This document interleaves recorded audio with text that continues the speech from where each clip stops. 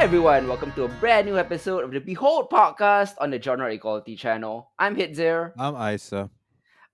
This week we're gonna be going way back into the past to talk Oh yeah. about the golden era of film noir.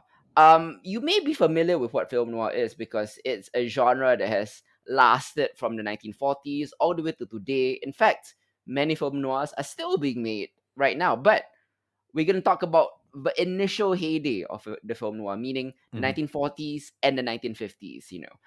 So these are very old movies, which I feel stand the test of time.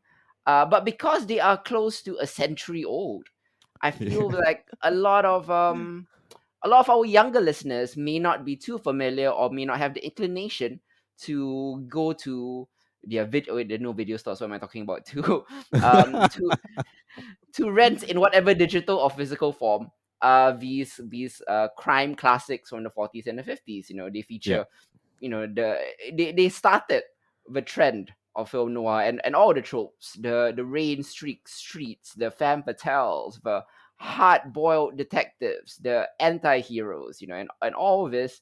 And we're here to talk about four of the best, in my opinion. There's certainly a lot more than that, Oh but yeah, I'm here for to talk sure. about four of the best, hmm which is Orson Welles' Touch of Evil, Billy Wilder's Sunset Boulevard. This is a controversial pick because some people don't think it's film noir, but I consider it to be, Uh-huh. because all the hallmarks are there. In addition, we'll be talking about The Third Man, and the oldest, it is The Maltese Falcon, which I feel is actually one of the strongest of the picks and one of the strongest film noir films overall. hmm Before we begin our discussion on these classic films from the 50s and 40s, Isa, Yeah. tell me, when did you start becoming a fan of film noir? Are you a fan of film noir, and what are Ah. what are your favorite films from it? Perhaps from present day. Okay, so I think this might be the first time that I have like seriously dipped my toes into film noir as it was conceived. Mm-hmm. I am a big fan of neo noir. I think is modern noir, neo noir, or films that have borrowed heavily from the noir aesthetic in terms of the Yes. storytelling, Mm-hmm. and so on and so forth. So like we've discussed before, Blade Runner is one of my favorite films of all time, and that has a Definitely neo noir. very Yeah. heavy neo noir feel to it. As Mm-hmm. a lot of the other, even like comic books that take on that tone, like Batman Year One, for example, like one of my favorite is also in a noir kind of tone and aesthetic. Sin Uh, City is classic. Sin City is a classic one. Yeah, love Yeah. Sin City. Not so Mm-hmm. much the rest of it. Yeah. Yeah. But yeah, so I've always been kind of fascinated with like that kind of like tone, the anti-hero, the kind of like high contrast, hard lighting, Mm-hmm. sometimes black and white, you know, kind of look and feel to all of that. And it was a very interesting kind of exploration for me doing these four movies to kind of see the origins of that whole Style. style and that whole genre. But this Mm-hmm. is the first time I think that I've seriously sat down to go through movies of that particular era in this particular genre. Yeah, yeah, definitely. If you're fans of more modern movies such as Seven, Heat, LA Confidential, Gone Girl, both the comic book and film versions of Sin City, David hmm Lynch's Mulholland Drive, stuff like that, they would not they would not exist without the four films we're talking about here. These are the origins of film noir, and I feel still stand the test of time because so much of what they've done is still often imitated. Oh And yeah. the classic noir era is just remarkable to me for just establishing such a cool visual tone and style.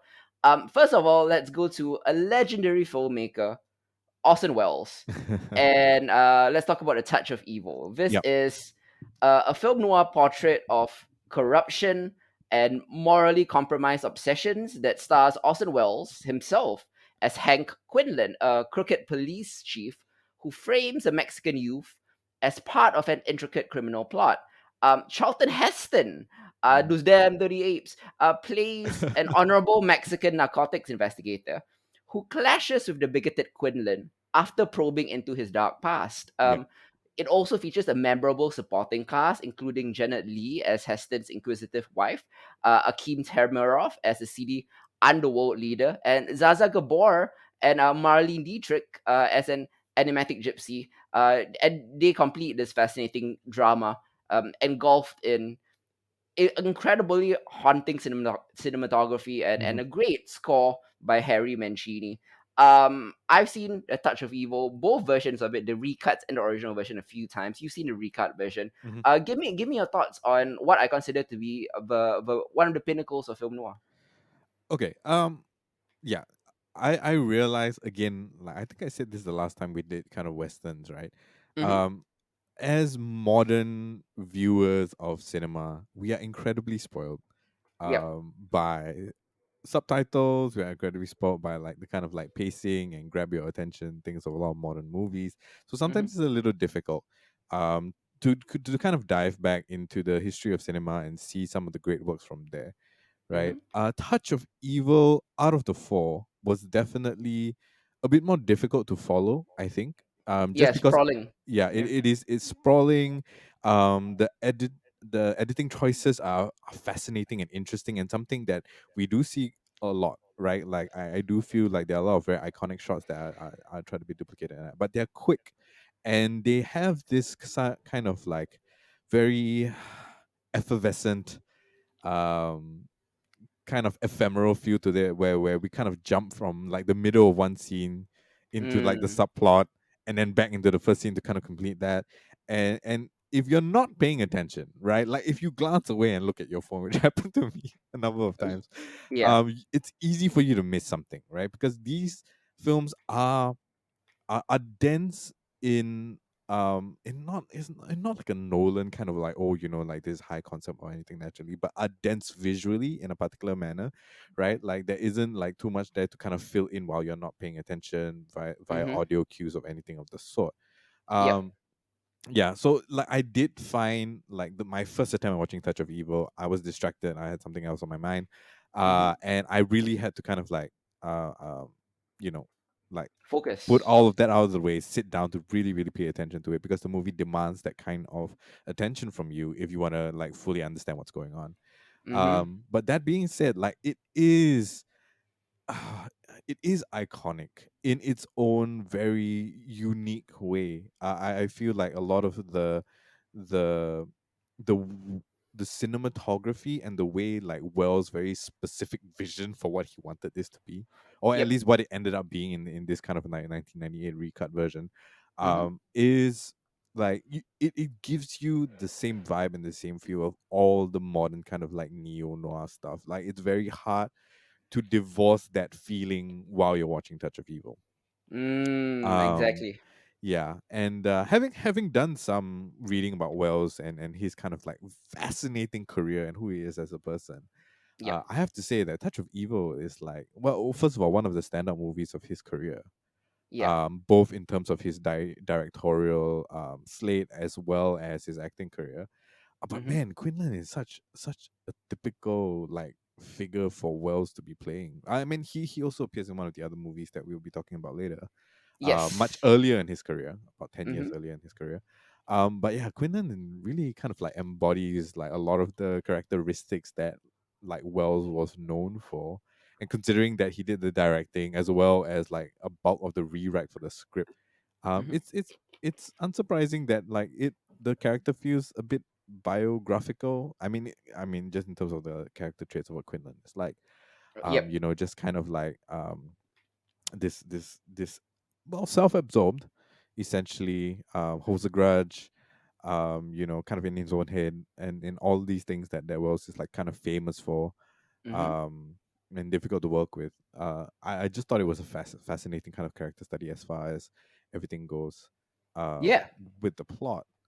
Yeah, Mm-hmm. so like yeah, jumping back into like the origins of Noir, uh it is a little difficult when you start to Mm-hmm. realize that this is like at that point in time, this is the genesis of the genre itself, and there is particular meaning making to every decision that they make, as opposed to modern day where they are borrowing that aesthetic or that Yeah. those storytelling tropes, like those uh the movies that use that in this day and age, right, are are dipping into a wealth of meaning that has already been created for that. But like going back to the genesis, like you kind of have to switch your mind to it, um, Mm. in order to kind of immerse yourself a little better.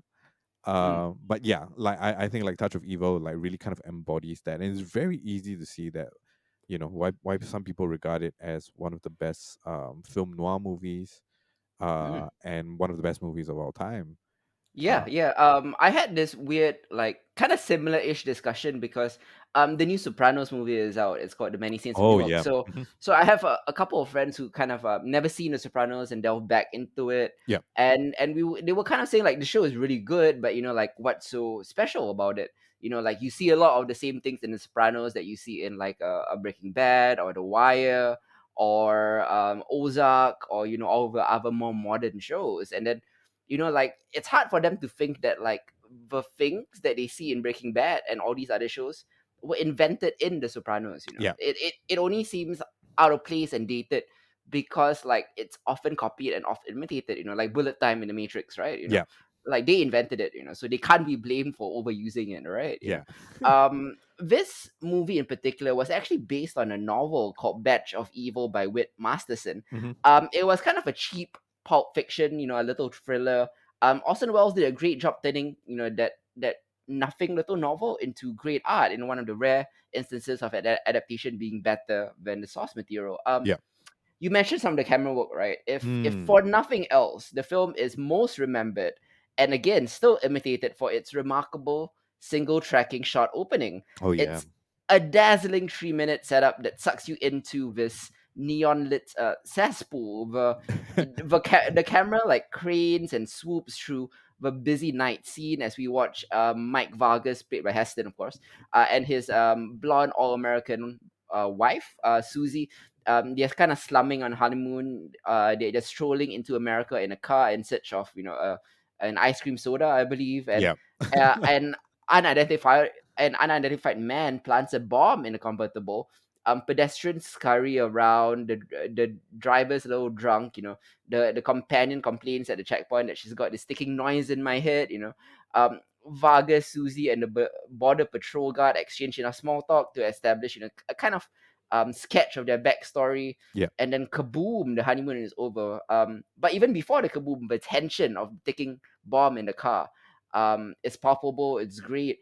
It's the things that Hitchcock did so well even before this. hmm, Um, Wells's evil Hank Quinlan, as the police chief from the American side of the border, he arrives to take control of the car bombing investigation and gets in Vargas's face, while Susie is kind of waylaid and menaced by the drug dealing gang that Vargas has been working to shut down. So within minutes, the cards have been dealt in this very sprawling, deeply perverse kind of game that they're playing. It's one of the most immaculately plotted early film noirs that I've ever seen. There's a lot yep, going on here. hmm. That I know it's not feasible in that day and age, but like I kind of would have liked to see a prestige drama from this because Oh there's man, there's yeah, enough of yeah, this. I'm not trying to say that anyone should ever turn this into a prestige drama because I don't trust anyone to do it, yeah. but it could have been. Like, it could have been in this day and age. Like Austin Wells would have gone to HBO with this. Oh yeah, for sure, for sure. Yeah. Orson Welles would have been. I think he would still be dominating headlines in this day and age, right? Just with like the wealth of technology that has come to TV and to cinema that he has to work with, and just for like his personality and the kind of like how dominating it is in general, even for his time. Yeah, yeah, you mentioned his performance as Quinlan, and he's one of the giant noir psychopaths ever Oh presented yeah. on screen. Hmm. He's this bloated figure whose abuse of power has turned him into a spiritual and a physical monstrosity. Wells was already pretty hefty, but he expanded himself with padding and a false nose to make him look even more obese. He looks like a mess. Yeah. As the fortune teller later tells him, right? Hmm. This dark vision of kind of disillusion is kind of akin to Citizen Kane a little bit. Yeah. And the idea of Heston as a Mexican may be preposterous in 2021, but his performance is actually really interesting. His confidence in a sophisticated role is sufficient to prevent the more satirical Wells from crushing him. Yeah. He's no, it's no. I guess it's kind of technically brown face, but not really, because he presents a really fully fleshed out, sympathetic version of the Mexican hero that we never saw in the 50s. Yeah. And I mean, unfortunately, the politics being what they were, especially in the 50s, like they wouldn't have casted a Mexican actor in a big budget role such as this. The Yeah, it's a great film with a lot of three dimensional characters. It's a great look Hmm. at evil. Hank Quinlan is clearly one of the most despicable villains, at least that in the film noir era, and Yeah. still to this day, very very well done. Any other thoughts on this? Either in terms of its themes or metaphors, or cinematically even. Okay, so like even as we're talking as Quinlan is kind of like the embodiment of evil within the landscape of this film. I Mm-hmm. found it fascinating when they spent time to talk about him relapsing from 12 years of sobriety. Mm. Just because of this kind of like the stress of that. I thought that was a very interesting um creative choice to kind of make, right? For Yep. someone who is like clearly this is the big bad guy, okay? And like there is a moment of kind of like humanity. I mean, he Mm-hmm. falls back into drinking, right, and all that. But like the fact that he's been sober for 12 years, like they never really detailed like the history of that and so on and so forth, which is fine. But I just thought, like in that moment, especially where it's placed within the movie itself, it's just kind of like a fascinating look at that. Because Yep. usually that's something that you reserve for heroes, you reserve for like like an entire movie is about Tony Stark doing like relapsing into his alcoholism and things like that. But Yeah. it's very rare for you to take a moment from what is a very fast-paced and dense plot, right, in Mm. order to take a step back and like kind of show that as like he's the bad guy but he's been sober for 12 years, as just kind of like, is that a character trait Mm-hmm. that is to be praised or to be curious about, like what exactly is there. And I just thought it was a something that stood out to me, I think, watching it for the first time. Yeah, yeah, like it has a lot of prestige drama elements. Like the Yeah. characters are very well rounded. They have backstory, and they have like details that paints a full picture of them. Even though the running time clearly is not 6 or 7 seasons, right? It's Oh it's a yeah. couple hours, but you get enough of it, like. And clearly, if this was a show, it would have been explored a little bit more. I think metaphorically, and in the cinematography, and as well as in the themes of the writing, I think this is a picture most about crossing over, like as I mentioned, in the sumptuous camera setup that we track the Hmm. characters crossing the border. Yeah. That shot is famous, Yeah. and it kind of represents um the crossing over into American society, because you notice, when the interracial couple first kisses on US soil, that is when the bomb explodes. Yeah. That's a clear metaphor there. The opening shot is really famous, but in my opinion, it is not the best single setup in the film. Hmm. It actually takes place later on in the film in a cramped motel suite. That proves how Hank Quinlan, plants dynamite on the man he Oh intends to yeah. frame. Hmm. These scenes were a way for Wells to say, like, I'm fucking on it, I'm as good as ever. And they are also like crucial to the uneasiness that runs through the movie, as this gloating panorama of an unwholesome society. Yeah. The aura of crime seeps into every cell of you while watching this. The city officials are corrupt. The nightman, who's played by Dennis Weaver, needs a rest home, and the gang that come to the motel to get Susie are one of the first warnings of drugs in American movies. Yeah. Not least, of course, Quinlan, who is kind of like the sheriff who's gone to hell on immorality and candy bars. The evil here is not just a touch. It's criminality in the blood of American society. Hmm. And it's very well done. Marlene Dietrich's character Tanya, who Yeah. who watches over this doom. It's kind of like a witch or a prophet. A bleak reminder that there's no hope. And 50 years later, these ideas still feel like an open wound because of the Mexican American border. Yeah. Like the issues there are still very prevalent. So yeah, I mean, I rate this very very highly. I would urge you to go to your Amazon Prime or VOD or whatever to go rent this film Hmm. if it's possible. I would recommend that you watch 1998 recut version, Oh yeah. as it hews closer to Austin Welles's remarkable vision. But if you watch the original version, also it's not bad. It's actually pretty good. But the recut version is the truer one. A bit like Blade Runner's director's cut is better, you Yeah.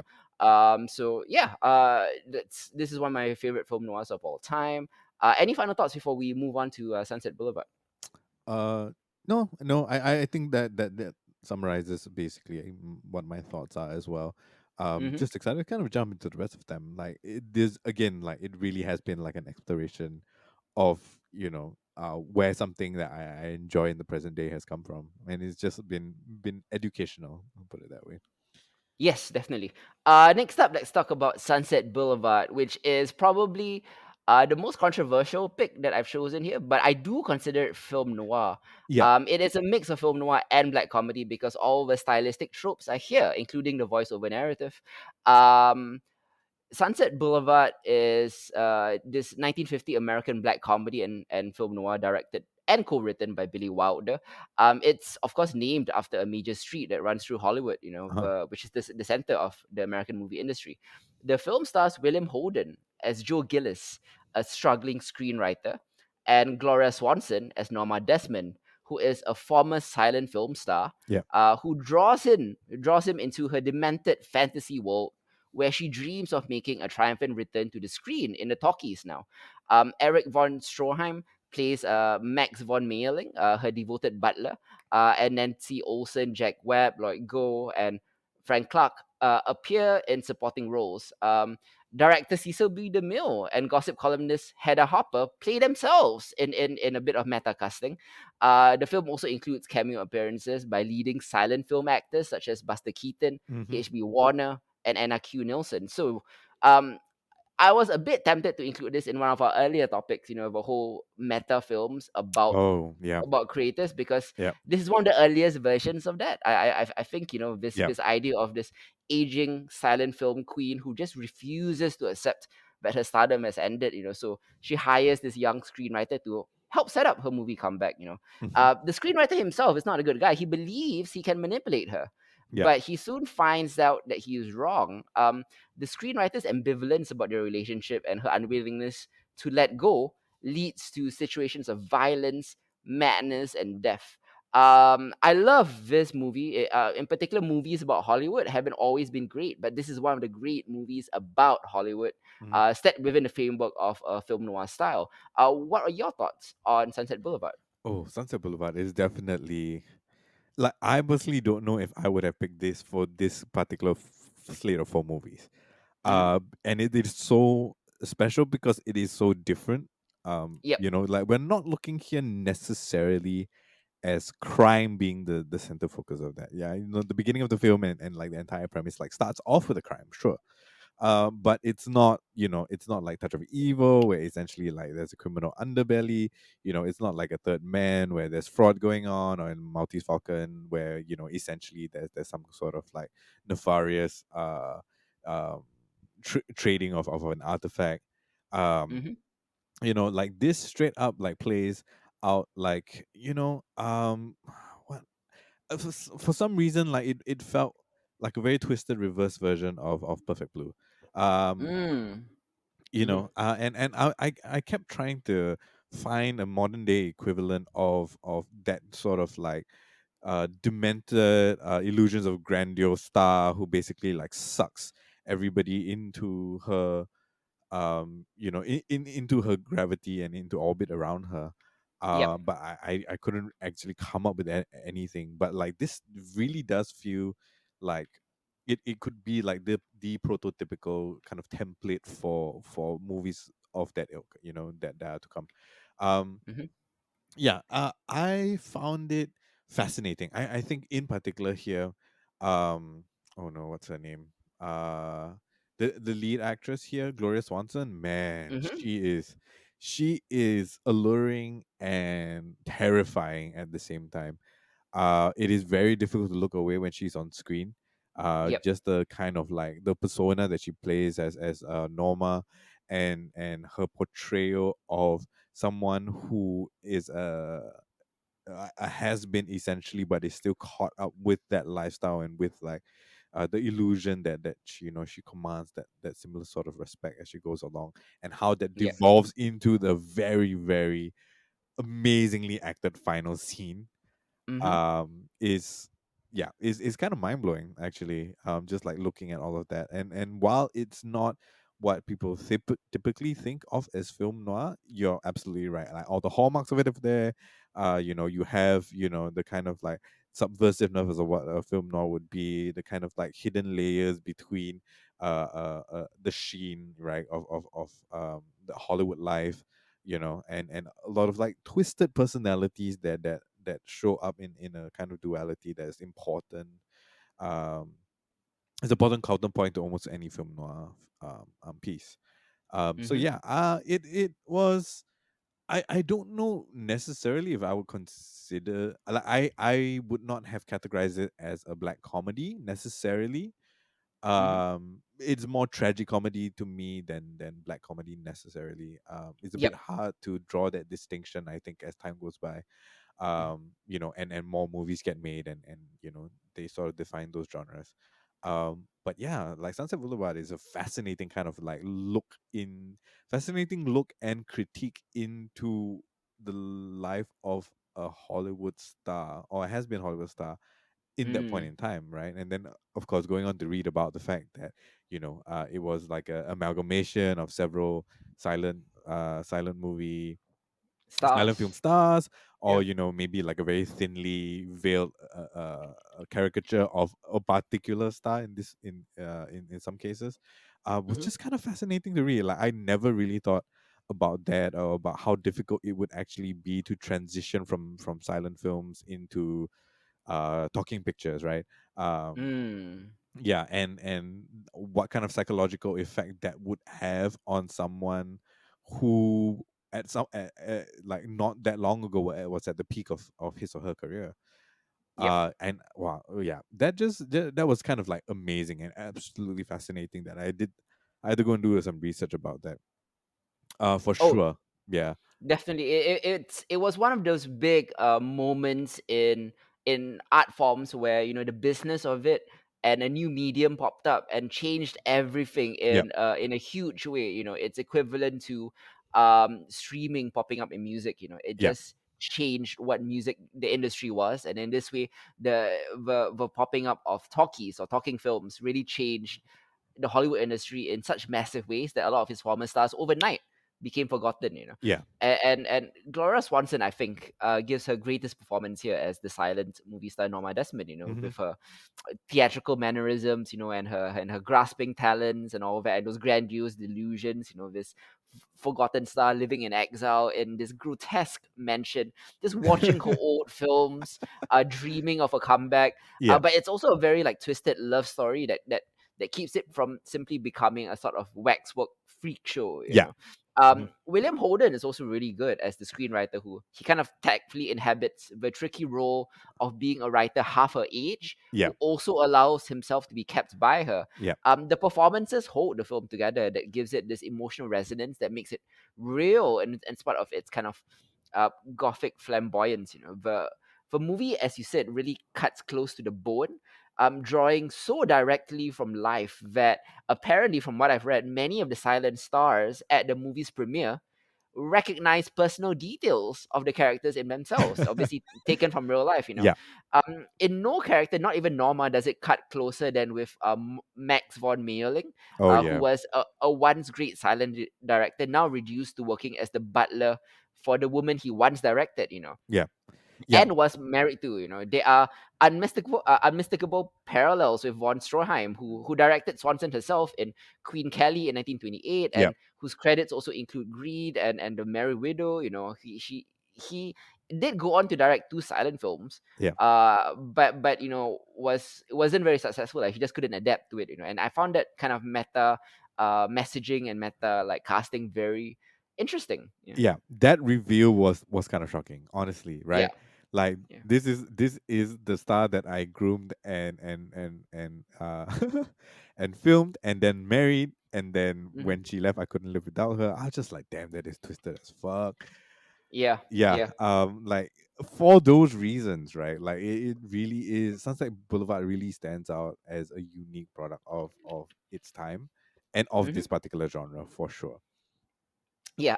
In one scene of Sunset Boulevard, right? Hmm. Norma Desmond is screening one of her old silent films. For Joe Gillis, right? Yeah. And Max is running the projector. The scene that you see in the film is from Queen Kelly, a Which is real yeah. movie. Vet Swanson and von Stroheim um, uh, starred in and directed respectively. And in that scene, they're essentially just playing themselves. Yeah.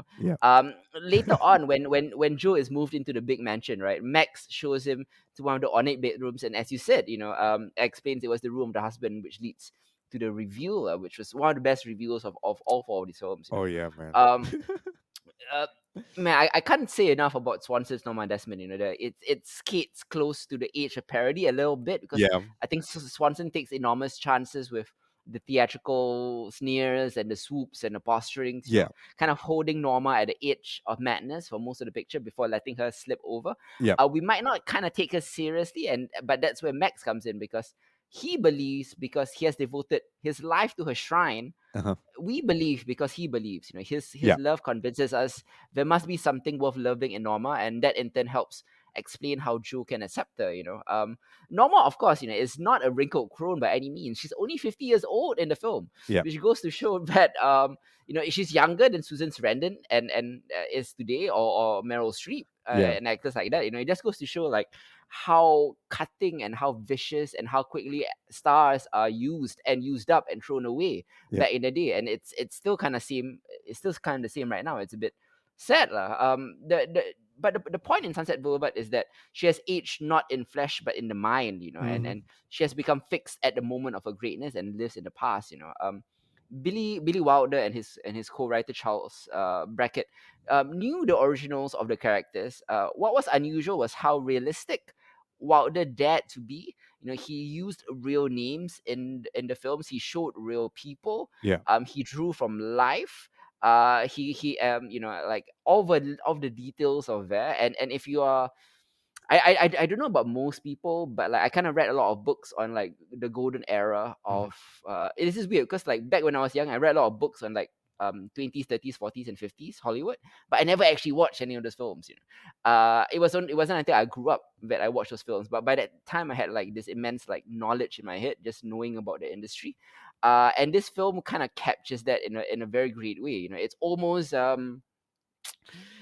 oh, this is a weird parallel, but it's almost BoJack Horseman. Oh yeah. Yeah. Yeah. Okay. Yeah. Yeah. I get where you're coming from for sure. Yeah, yeah. I agree. I love the plot. I love the acting. I love the themes in it. I like how the movie plays out. I was never bored at any point. Hmm. The histrionics and dramaturgy from Norma Desmond is actually very entertaining and not Oh at yeah. all off-putting. Hmm. This it's all really good. Even the hidden love triangle with the young blonde Paramount writer Betty, Yeah. who meets Joe early in the picture is also interesting as well because they're trying to write a very interesting film. Hmm. I've seen Sunset Boulevard many times, and I keep being struck by how amazing it is, and man, I can't recommend this film enough. Even more than the other four, the other three Yeah. that we're talking about. Like you go watch this first, even if you're not into film noir. I Yeah. think you'll like this film. Yeah, Yeah, I don't know if film noir this isn't like the banner film for film noir, right? Like yeah. it doesn't have it's not typical in that manner, but because of that it's also I think the most special of the four that we're talking about tonight. Yeah, yeah. It's the one that goes most against the grain of the film noir type. Hmm. It uses the film noir structure or style as a framework, Yeah. but it's very different from the other films that we're talking about. So Hmm. yeah, definitely go out of your way to watch Sunset Boulevard. If you like movies about Hollywood, particularly movies that critique and dissect the the seedier side of Hollywood, the darker side of Hollywood, this is one for you, lah. In fact, it was the original one before your BoJack Horsemans and Yep. all of that. This is great. Next up, let's talk about The Third Man. This is an atmospheric thriller, and it is unlike the other films. It's not set in America. It's set in post-war Vienna, Austria. The third man Mhm. stars Joseph Cotton as Holly Martins, a writer of pulp westerns, pulp fiction westerns, yeah, pulp westerns, Yeah. who Mhm. arrives penniless as a guest of his childhood chum Harry Lime, again played by Orson Welles, only to find him dead in Vienna. Martins develops a conspiracy theory in his head after learning of a third man present at the time of Harry's death, running into interference from British officer Major Calloway, played by Trevor Howard, and falling head over heels for Harry's grief-stricken lover Anna. This movie is one of the most interesting crime dramas, particularly because of its setting, Mhm. and particularly because of how different the plot was from, say, a Maltese Falcon or a Double Indemnity, Yeah. or other things of that sort. What do you think about the Third Man? Oh man, so much Dutch angle. So much Yeah, Dutch angle. this movie popularized the Dutch angle for sure. So much that, and I think it's I don't have a frame of reference, right? Because like it wasn't like I was there in the cinemas watching this for the first time when it came out, where like Dutch angle was a rarity.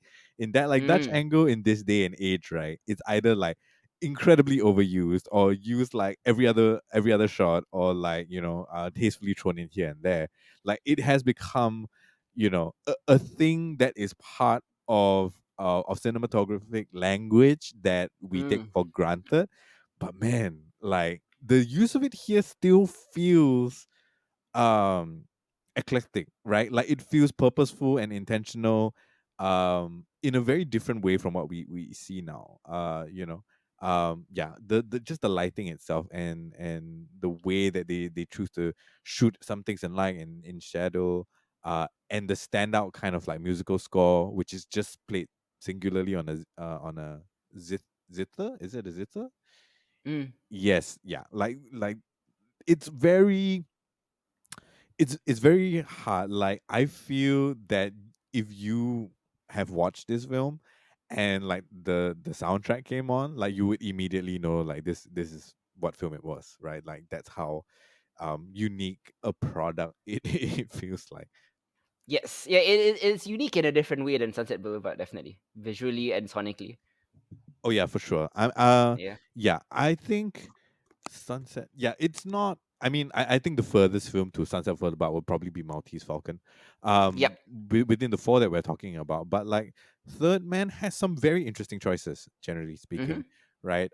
In terms of the way that they shot it. First of all, this is the only one that's not in America.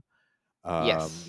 It's set in post-war Vienna. Vienna, right? Which all with like and taking into account like all the politics of the day that they are trying to encapsulate within the story itself, makes it fairly interesting, right? Like there's a lot more that needs to be tackled narratively than some of the simpler kind of like plots, like closer to Touch of Evil, a bit further away from Maltese Falcon.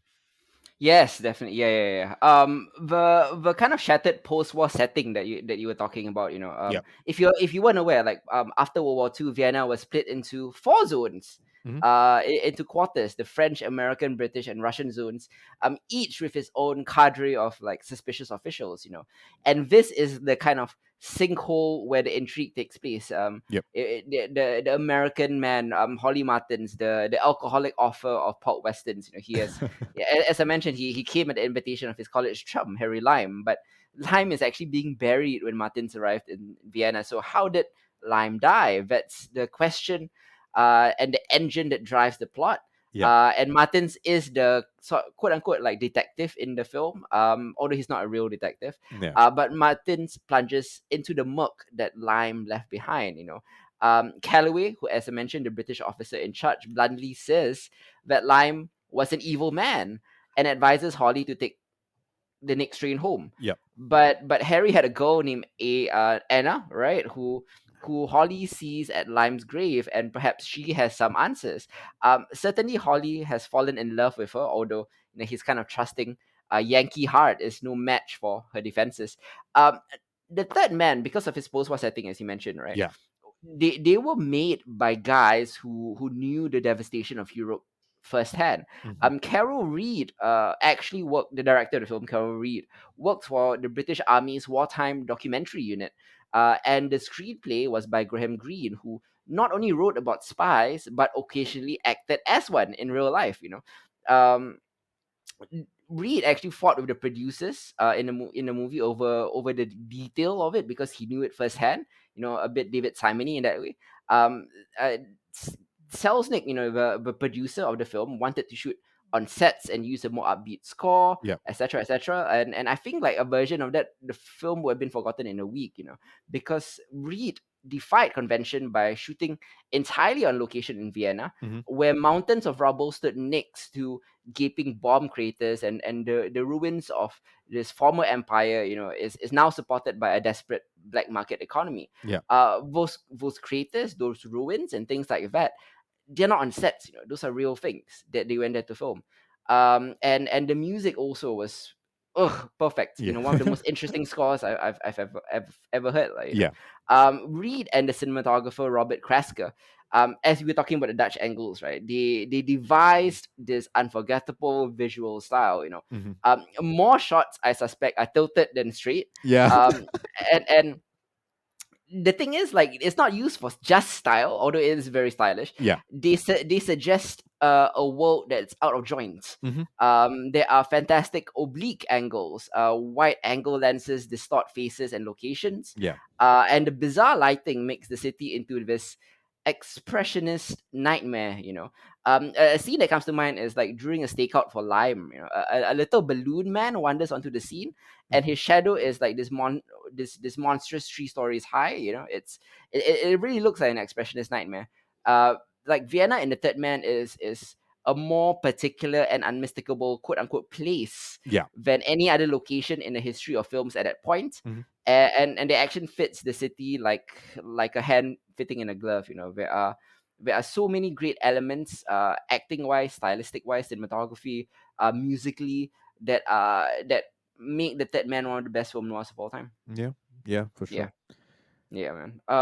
Any other like closing thoughts on the Third Man before we move on Uh to our final topic? I think Third Man has some of the most memorable lines from Wells character, outside of Kevin Yeah. McCain. I love the the cuckoo clock um line, from when they are on the, what do you call that, the Ferris wheel, Mm-hmm. right, where he talks about, like, Italy and all the conflict and bloodshed, and then well, fuck, I'm paraphrasing, but they produce like Michelangelo and Da Vinci and the Yeah, yeah. Renaissance, and then Now I remember. yeah.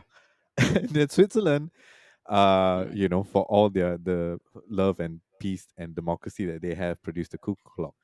Mm-hmm. Just like one of those, like, super super iconic lines, uh, delivered.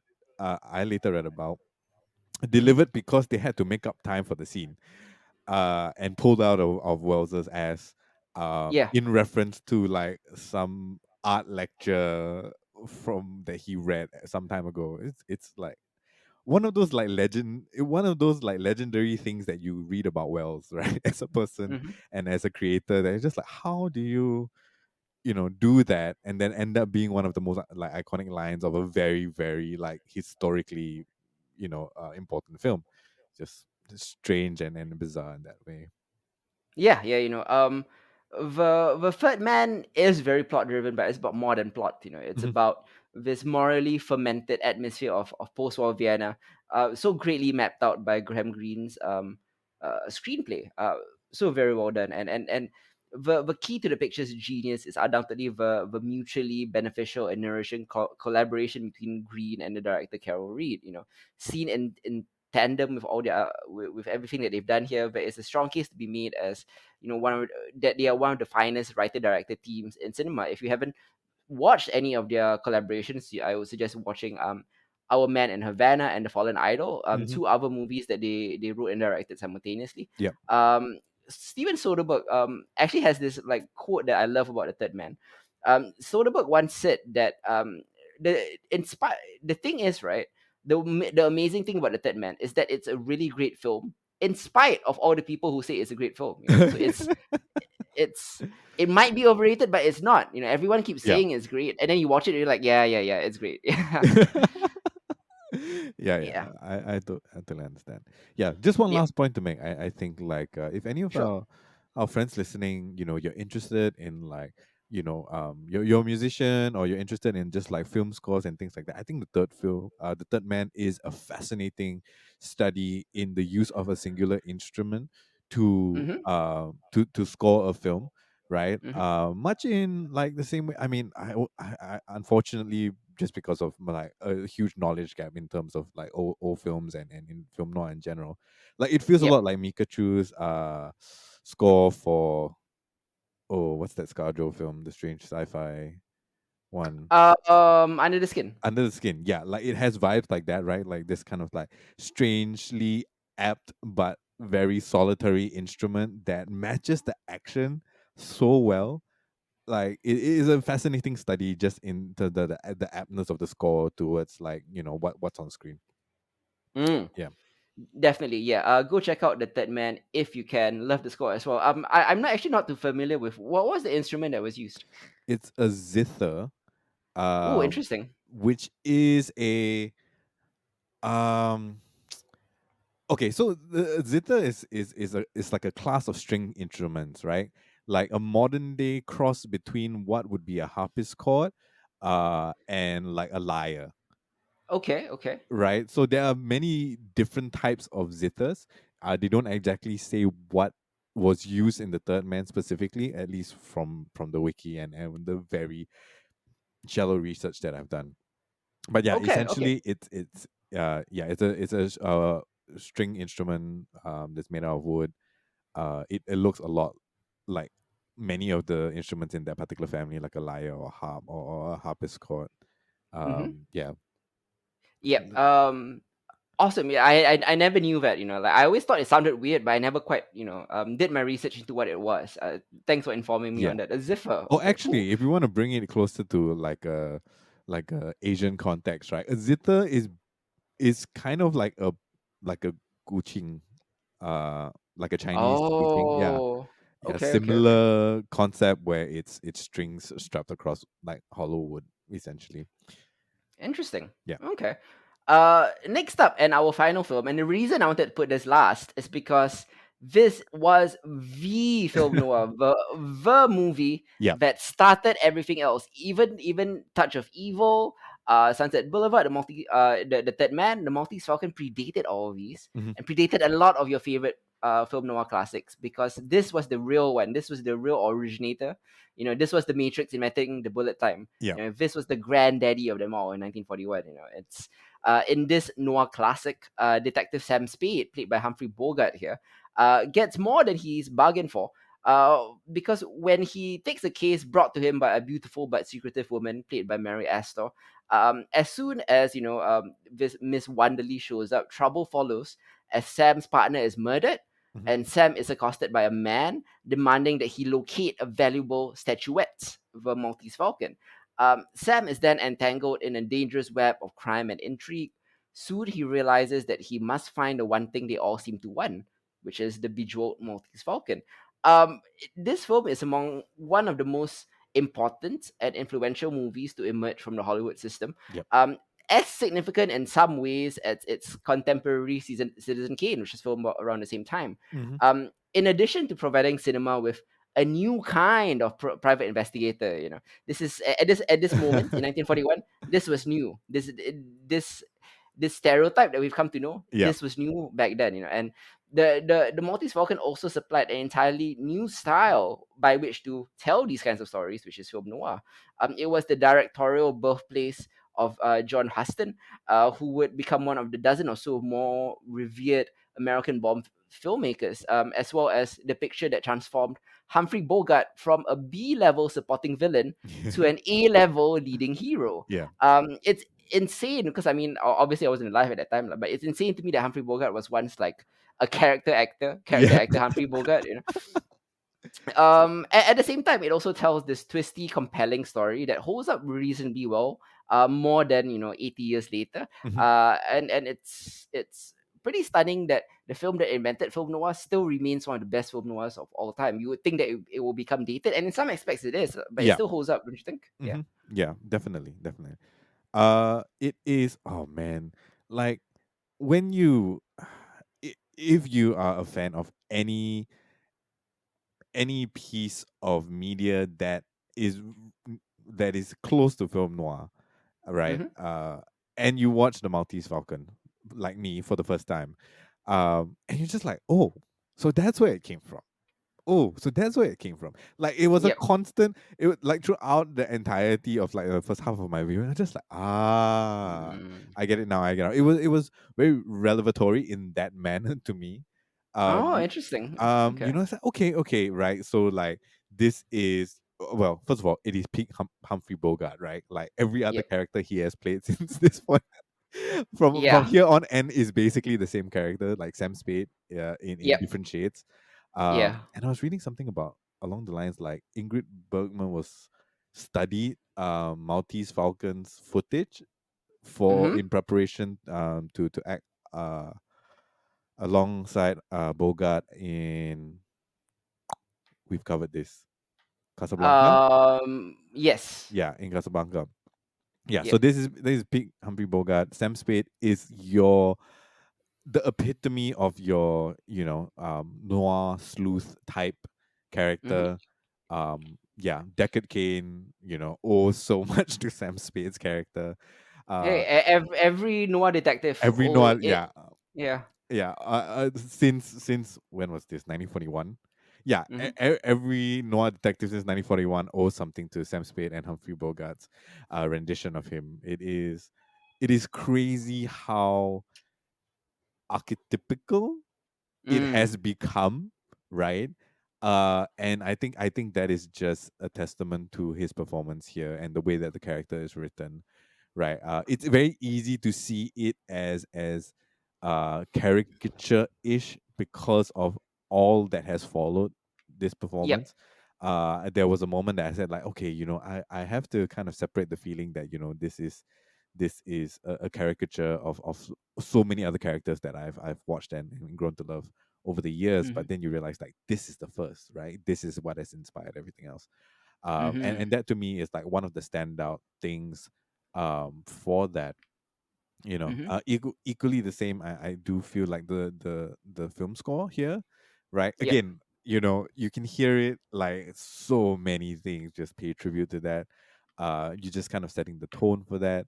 It's kind of, yeah, it's a trip to watch that. I do feel like I want to rewatch Maltese Falcon again because a lot of the time I was just like, oh, this you links up with this, or this links up with that, or this might have possibly inspired this or that, right? And Mm-hmm. a lot of moments like that where I do feel that I may not have paid as much attention to Mm-hmm. the detail as I would have wanted to. And then Mm-hmm. especially reading kind of Huston's the insane amount of preparation Huston did for this film is Yep. kind of mind blowing, right? And I want to honor that by giving it another watch just to make sure that I appreciate that instead of like just like, oh, this is like a series of hyperlinks to all the other things that I've enjoyed in my Mm. life that have to do with film noir, right? Yeah. Yeah, so that my first view of the Maltese Falcon was generally a lot of that. Yeah, yeah. I mean, I can totally imagine that as well, because the first time I watched the Maltese Falcon was back in the 90s, and even then I was like, oh, this is where all those things came from. Yeah.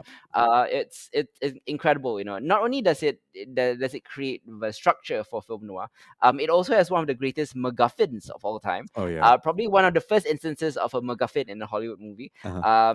And also like Humphrey Bogart, Sam Spade, in a detective film and of crime and murder and all of that, he makes a point of telling us that he prefers to be unarmed. And he has a very cool line in disarming other people. Yeah. And what a superb performance from Bogart. He is darker, steelier, and even more ambiguous than Rick in Casablanca. Hmm. He has all that world weary cynicism, but none of the romantic sacrifice. Yeah. Just a strangely brutal, manipulative streak. He tends to use the women that cross him, or cross his path for his own benefit. It's Hmm. a tough wised up routine. He often pantomime displays of furious anger to intimidate people, and then he can easily shift to like jaunty, unconcerned whistling when he's alone. Yeah. It's very great, you know, the archetypical private detective. And also, I mean, you know that scene in time honored style of film noir, he's approached in his office by a shady lady, Yeah. you know.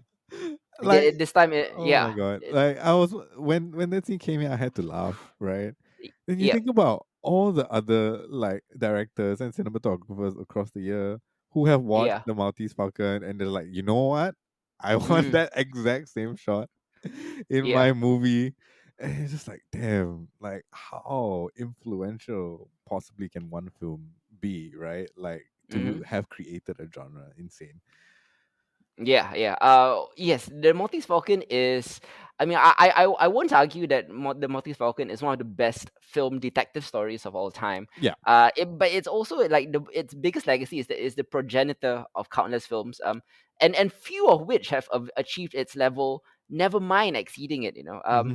I think the movie offers fewer surprises to today's audience than it would have provided to those watching it 80 plus years ago. Yeah. Um, Primarily because, like we've said over and over, so many of the innovations brought to screen here have become part of everyday cinematic lexicon. Yeah.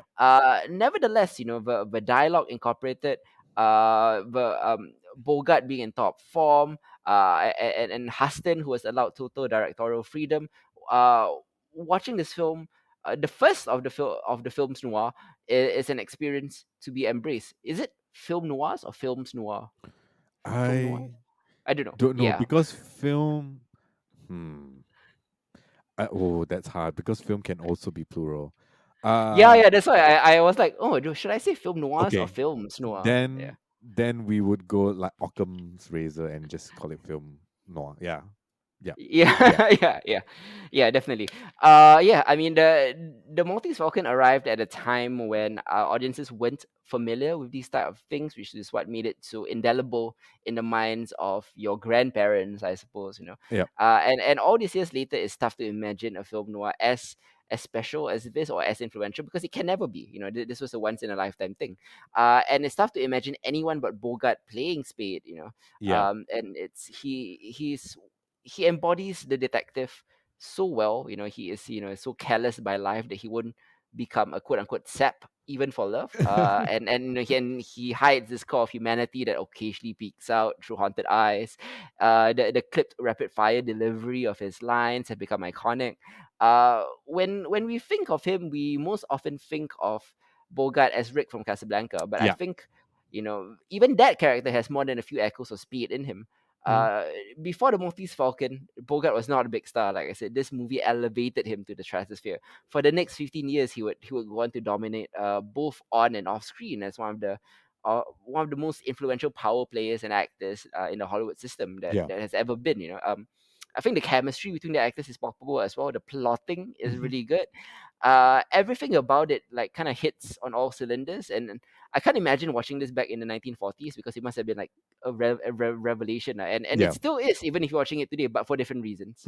I agree. I totally agree. Like I cannot imagine what it was like, right? Hmm. For it to have come out, and like I don't know if I don't know if we in our generation necessarily have had a film come out in our time that we've watched in the cinema on its kind of like debut that we can specifically say is genre defining or creating. I'm not Mm, sure. Not mm, of the level of the Maltese Falcon like anyway. And I can only imagine what it's like to experience it that way. mm.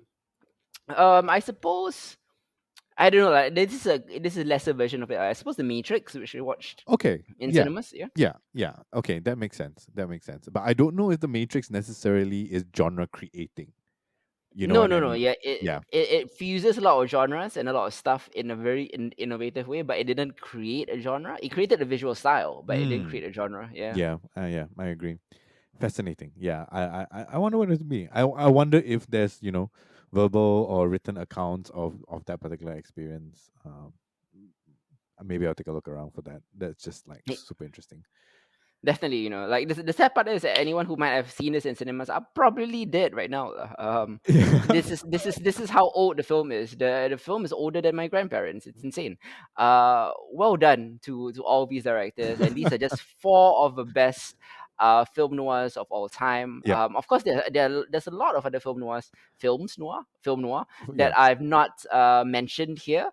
Yeah. Are there any other classics that you maybe have seen that you like to shout out? I've what is it called? Uh, Double Indemnity by yes, Billy Wilder also. Yeah. yes, Double Indemnity is one that I have watched. Mhm. I actually, okay, so this is one of those strange things where my uncle had like a LD, Yeah. like a laser disc of Double Indemnity. And yeah, and for some reason, I think I was like really, really bored and just wanted to use his LD. It was a choice Mhm. between watching Double Indemnity or Metallica's like S&M concert with the orchestra thing, Oh, right? And okay. Yeah. I already watched that. I was like, oh fuck, I Mhm. want to use the LD player because it's a relic of its time, right? And I happened to Mhm. put on Double Indemnity for some reason. So yes, Double Indemnity. Um, I can only imagine like when you were that young, right? Like by seeing Metallica as an anime, probably in your teens, early teens, yeah, right? yeah, early teens. So I can imagine watching a black and white film from the 40s about insurance fraud Yeah, probably bought you. no, but it was kind of a strange thing, right? Because I had Yeah. already watched the Metallica concert with Mhm. my uncle, right? Who's my mother's older brother. Like he's significantly older than my mom, right? Yeah. And that was a strange experience in and of itself, you know. And he Mm. went off to do something else. I wanted to check something else on LD because it just fascinated me. Like, what the hell is this giant, you know, CD essentially, right? Yeah. And how does it work? And how did we get from there to, there's no streaming like at that point in time. I was still like early teens, Mhm. right? Yeah, but Double Indemnity was just like insanely. I wasn't expecting it to be about insurance fraud. But it Yeah. is, but it is still fascinatingly complex in terms of like it might have been my first introduction to film noir, actually. Oh, that definitely must Yeah, have been, right? yeah, Considering your age, yeah. yeah. At that point in time, I don't think I watched anything. It was interesting. I don't think I finished it necessarily, Mm. but like that look of it must have remained in my mind since then because like I was always drawn to that after that. And then of Mhm. course like things feeding in from my childhood, like the Batman the animated series, very clearly Yeah. a film noir thing. Yeah. One of my favorite animated like media of all time, right? Mhm. Yeah, and so on and so forth, right? And all the comic books, all the Sin City and all of that as they kind of came out might have been because of Double Indemnity. Now that I think about it. Definitely, yeah, it would have been. Another film that I would like to point out also is a film called The Big Sleep from Howard Hawks in 1946. Ooh, I have not watched that. It's Okay. it's based on a really really famous Raymond Chandler novel, a really really convoluted novel that is just as convoluted in film, and The Big Sleep and the Raymond Chandler novel, if you have not seen the movie or read the book, Yeah. both of them are very very good. It's classic Chandler and classic Howard Hawks, and also one of the best film noirs of all time. So these are six films that I would put as the six pillars of the genre that has endured till today. So again, like I said, if you love stuff like LA Confidential, if you love Seven, Oh yeah. things like that, the neo noirs, if you love Blade Runner, why not dig back, beyond the 90s and the 80s, and go watch the original versions of the genre that kind of kickstarted it all. Yeah. And of course, man, I forgot to mention Chinatown, which is also one of Oh the best neo noirs of all time. yeah. It's hard to talk about Chinatown without talking about Roman Polanski and his controversial nature. Yeah. Which is I think one of the reasons why I didn't pick Chinatown also, because it's just there are a lot of films of equal quality to Mm-hmm. Chinatown Yeah. without the baggage that it possesses with Roman Polanski.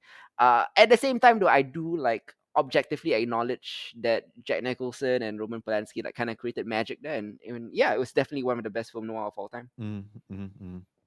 Yeah. Anything else before we cap off this episode? Yeah. For anybody who is interested in checking kind of these four films out, I mean, like, I know that I've gone on and on about, oh yeah, uh, there's just these so many things, right, that are reference and pay tribute to and all of that. But just one Yep. of the things I feel like personally, especially just because we recently did Midnight Mass and anything that Flanagan has done. Mm-hmm. In particular, Touch of Evil's tracking shot at the beginning, like that Yep. single shot take, and then in Maltese Falcon, the single shot, that 7 minute long single shot take where Mm. Gutman talks about the origin of the Maltese Falcon. Like these things, Yeah. this day and age, we're like, oh my god, that track, that single take shot in this film or in that film or in Birdman or in like House of Haunting, the Haunting Mm-hmm. Hill and all of that. Like it's not new, right?